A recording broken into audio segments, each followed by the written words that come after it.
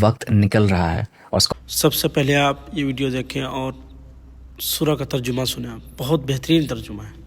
آئیے سنتے ہیں.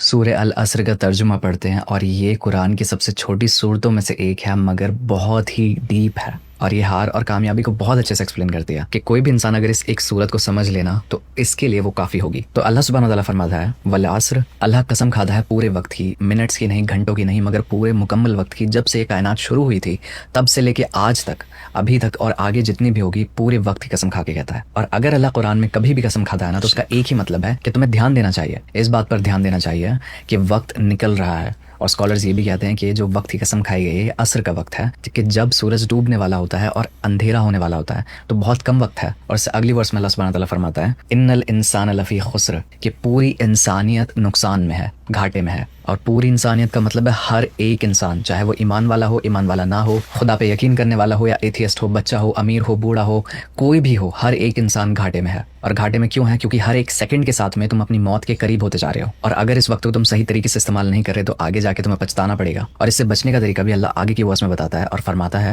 الا الذین آمنوا، سوائے ان لوگوں کے جو ایمان لاتے ہیں. ایمان صرف اللہ پر نہیں بلکہ ہر ایک چیز پر، اس قرآن پر، پچھلی کتابوں پر، محمد صلی اللہ علیہ وسلم کے پچھلے جتنے نبی آئے تھے ان پر، جنت پر، جہنم پر، فرشتوں پر، شیاطین پر، ہر ایک چیز پر ایمان لاتے ہیں. وعملوا الصالحات، وہ لوگ جو نیک کام کرتے ہیں، عمل صالح کرتے ہیں اور نیک نیت سے کرتے ہیں، ان کی نیت صاف ہوتی ہے اور اسی طریقے سے کرتے ہیں جس طریقے سے اللہ سبحانہ تعالیٰ نے ہمیں بتایا ہے کرنے کے لیے. کیونکہ آپ کے جو عمل ہیں وہ آپ کے ایمان سے الائن کرنے چاہیے، دونوں الگ الگ نہیں ہونے چاہیے. وتواصوا بالحق، وہ لوگ جو ایک دوسرے کو حق کی دعوت دیں، سچائی کی دعوت دیں. اور اس کا مطلب یہ ہے کہ اگر آپ ایمان والے ہو تو ضروری نہیں کہ آپ اکیلے اس ایمان کو فالو کرو، آپ پہ لازمی ہے کہ اپنے بھائی کو، اپنی بہن کو، اپنے دوستوں کو بھی حق کی دعوت دو، ان کو بھی سیدھے راستے کی طرف لے کے آؤ. کیونکہ ایمان والوں پر یہ بات لازمی ہے کہ وہ ایک دوسرے کا ساتھ دیں، ایک دوسرے کو سپورٹ کریں، بے شک ان کو اس میں پریشانی ہی کیوں نہ ہو، اور اس کا بدلہ اللہ دے گا. اور اس میں سچائی کے لیے بولنا ہے اور ظلم کے خلاف بولنا ہے، انصاف کے ساتھ کھڑا ہونا ہے. وتواصوا بالصبر، اور وہ لوگ جو ایک دوسرے کو صبر کی دعوت دیتے ہیں. اور کیونکہ پہلے آپ نے لوگوں کو سچائی کی دعوت دی تھی تو سچائی پہ چلنا اور حق کے ساتھ کھڑا ہونا آسان نہیں ہوتا. تو اللہ سبحانہ تعالیٰ بہت ہی خوبصورتی سے